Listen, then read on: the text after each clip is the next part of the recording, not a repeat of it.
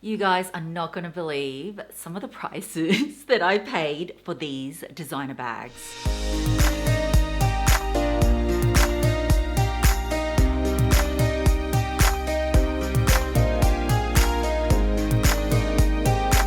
Hi guys, welcome back. So today's video is going to be super fun. I'm going to be showing you 7 of my oldest designer bags in my collection. Bags I've had the longest. And I have been buying luxury bags for over 20 years. And this is actually a tag video that was done several months ago, but it was the perfect opportunity to do this tag. I'm a little late, but I was doing a bit of a clean out and I took all these out, and some of these bags you might not have seen. I don't really use some of them that much, but I'm going to be going through all the 7 bags with you, how much I paid for them, what I think of them now, and I just thought this tag would be so fun to film. So I was tagged by the lovely Meredith from Living Luxe with Meredith, another fellow Aussie YouTuber. Definitely go check her out. She's got a fabulous collection. And the original creator of this tag was Steph from Handbagholic. So I would tag them both down below. Definitely go check them out. So if you love luxury bags, I would love for you to join the fam. Just hit the red subscribe button and don't forget to click that bell so you're notified each time I upload. So how I'm going to structure this video is I'm going to end with the bag that I've had the longest, and then I'm just going to go in reverse. Let's start off with this beauty. So this is my vintage Dior Monogram clutch, and I picked this up in 2010 from a very reputable auction house here in Melbourne, and I got this for such a steal. I paid just under 200 Australian dollars for this. I was so happy with it, and you know what? I still love it so much to this day. This clutch is actually one of the oldest in terms of age in my collection because it's actually a bag from the 70s. And look at the condition of this. I adore this clutch. So to open it up, it's sort of got this mechanism where you just pull it open. It's got heaps of space. It came with the original dust bag as well. And it's actually in a really deep navy blue. And I've worn this heaps. I still continue to wear it. It's one of my favorite vintage bags. They have actually something really similar in Dior. The only difference is obviously the logo has changed. You can tell this is the vintage CD Dior. The one that is retailing in store right now, similar silhouette, and it retails for 1,650. But the inside of the current one is all fabric lined, whereas in my vintage version is all leather lined. So if my exact one was available in stores, I think it would be around 2,000, but I paid $200. So yeah, even though I bought this 14 years ago, I love it to this day. Fits so much. It's a really decent size. So that's the very first bag. My next oldest bag is none other than this gorgeous classic Chanel bag. So this is in the medium large size, and I actually bought this pre-loved, and I got it from eBay about 15 years ago, and it was from a Japanese consignment store. I don't remember which one, but I do know that I paid under 3,000 Australian dollars. And this one is really special. I've always wanted a pink Chanel bag, and I was so happy that I got this. It is in perfect condition. It's in caviar leather. And this one here is in the famous, they call it Chanel Sakura pink. It's not exactly Sakura pink like the Hermes Sakura pink. So this is an 8 series, which makes this bag from approximately 2003. So this bag is actually over 20 years old. Can you tell this is over 20 years old? Absolutely not. The caviar is just different. So yes, when I bought it, it was already a few years old, but it actually looks the same. It actually looks better with age. Caviar sort of tends to get slightly shinier over time. And this has got silver hardware. It's exactly the same, you know, the double flap. And the card, yes, it's an 8 series. So that's what it looks like on the inside. Adore this bag. I can't say enough good things about it. But did you know that this in Australian dollars is almost $17,000? And guys, it's only going to increase. USA and Europe just had a price increase. Australia will probably follow suit soon. It's just that we had our price increase last year, I think around September-ish. 17 grand, and I paid just under 3,000 Australian dollars. So wow, what a difference, right? And that's probably one of the reasons why with the crazy price increases, I just, as much as I love this bag, I'm just not willing to buy it new from the boutique anymore. So yeah, a tip is to definitely look on the pre-loved market. Obviously it won't be $3,000, but you still can save a few $1,000s off retail. So I adore this bag. I love it then, I love it 15 years later, and I wear this bag so, so much. The next bag was the It bag during the mid 2000s. Oh my gosh, I loved this bag so much. And it came out in 2005. And it's still in the dust bag because, to be honest, guys, I have not used this bag in years. And it is none other than the Fendi Spy bag. Now, I know that a lot of people may think that is the most hideous bag, but can I tell you, this was all the rage back then. And I couldn't afford it in 2005. I actually bought mine, I think it was around 2008 or 9, maybe 2009. And I actually got it on sale. So initially, obviously, there weren't sales on it, but I got this for a great price. I think I paid about 1,000 USD. And originally, it retailed over 2,000 USD. So it was about half price, and I was just so happy I got it. So mine is in a really dark navy blue. And can I say, when I got this bag, I used it to death. And that's why you're not going to be able to see, but there is actually some wear down the bottom because, yeah, definitely some wear and rubbing down the bottom. But overall, it's still in really good condition. Now, inside, it's got the, hold on, Fendi Monogram logo all inside. It is huge. It fits actually so, so much in there. And this Fendi Spy came in all different colors, multicolored, monogram. I went with just the dark navy because I just thought, it would be more versatile. And yeah, who knows? Like Fendi might reissue this bag again. Obviously, they don't do it now, but I was happy back then to have saved like 50% on it. But I reckon if they reissue this now, this bag in store would probably be more around the $7,000 Australian price point, because the Fendi Baguettes are around 6,000 Australian dollars, and then the Fendi Peekaboos are around 9. So I reckon this would be around 6, 7-ish. It'll be interesting if they ever re-release this bag, because this bag was a hit. Because what designers tend to do is they always go in their archives and they re-release bags. So back then I loved it, but to be honest, it's not a bag I absolutely adore now. I much prefer, my other bags, since, over the years my collection has grown immensely. But nonetheless, still glad I bought this when I did. Next up is another bag that I bought pre-loved, but this was such a great buy, and I'm talking about my vintage Gucci camera bag. Well, now it's called the AFidia bag. And did you know, when I bought this I think I got about 2008, so about 16 years ago, they reissued this exact size maybe about 5, 6 years ago. Now, they discontinued this size, but they still have the smaller mini version that looks exactly the same. The only difference is the logo. So my bag, I believe, is from the 80s. I bought it from a Japanese consignment store. So another tip is definitely check out Japanese consignment stores. You can still pick these up for a fraction of what they cost. So the mini Gucci AFidia bag that looks exactly like this, but just a shrunk down model, retails for about 1,625 Australian dollars. If they were still selling this now, for maybe about 2,500, 2,600 Australian dollars, because there is another version that's very similar that retails for about 2,900 with the green stripe, and it doesn't even have all the features of this. So I'm guessing if they still had this now, it would maybe be around 2,500, 2,600. But guys, do you know what I paid for this? $300. I know, right?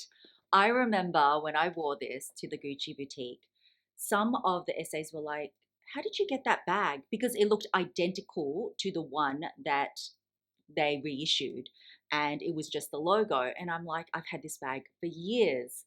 And it just goes to show, definitely look at vintage Gucci or LV or even Dior, because they often go back into the archives and sometimes they actually just reissue it and it looks exactly the same, or there's just a couple of tweaks. So not only do I still love this bag, I still use it. Inside is all in like a suede like material. It has got tons of space. This is a big sort of camera bag, but I don't think it's too big. It's actually super versatile. And as I said, this is vintage. It's from the 80s. It's held up so, so well. But honestly, for a bag that is 35, maybe 40 years old, I don't know when from the 80s this was, it is just stunning. And canvas is still really, really good. So if you love the AFidia version, definitely check out the vintage version. Not only is it bigger, but I've definitely seen them around like maybe $700-800, which is still a great price. Sorry guys, my microphone died, so the sound should be better now. Apologies if the start of the video the sound wasn't that great. But on the Gucci train, this was actually the first designer bag hubby ever got for me like 17 years ago. So he bought this little cutie. So this is a Gucci pochette and he bought this from the Collins Street store. I think he paid just under $600, which at the time was really, really expensive. But when he gave it to me, I was like, oh my gosh, I love it so much. I love that it's in the sort of more white monogram canvas, and it's also got the pigskin leather also in this creamy color. But my favorite part was the bamboo handle. Like, bamboo is very synonymous with Gucci. I love it. And it was just so special when he actually gave this to me. So this bag isn't that big. If you open it up, inside it is just all fabric lined. And actually the hardware is in a more sort of coppery color, which made it a little bit different. It kind of looks like rose gold now. What I wish is that the strap was detachable. That would make it more functional. But you know what? I haven't worn this bag that much. I just sort of thought, you know what, you can drape the bamboo handle like that. And then because it's still got D-rings, I could attach a longer shoulder strap and that would look really, really cute. So it's kind of inspired me to wear this bag again. Gucci have something similar at the moment. I think it's the Gucci Marmont mini bag. I think it retails for about 1,300, almost 1,300, and it is pretty similar, but it doesn't have this beautiful detailing. So I reckon if this was to retail in store right now, it would probably be around like maybe the 1,400 or 1,500 mark. So even though it's 17 years old, back then $600 was, or just under $600 was quite expensive for this pochette, because you've seen me mention all the other price increases. I mean, this is like maybe doubled, a bit more than doubled. But nonetheless, I still really appreciate it. It won't leave my collection. I think it's so cute and I definitely need to wear this more. So coming in at number 6 is another Gucci bag. And this one I definitely have not worn for ages. And it is this classic Gucci Holspit hobo bag. Now, I got this around 2004, I think, or 2005. I can't exactly remember, but it is, yeah, a vintage bag now. It's like 20 years old. And I remember I paid, I think it was under 800 Australian dollars, which again, at the time was a lot. But you know what? I was a Gucci girl, like definitely in my 20s. As you can see, my last 3 bags were all Gucci. And this is just a very classic Gucci style.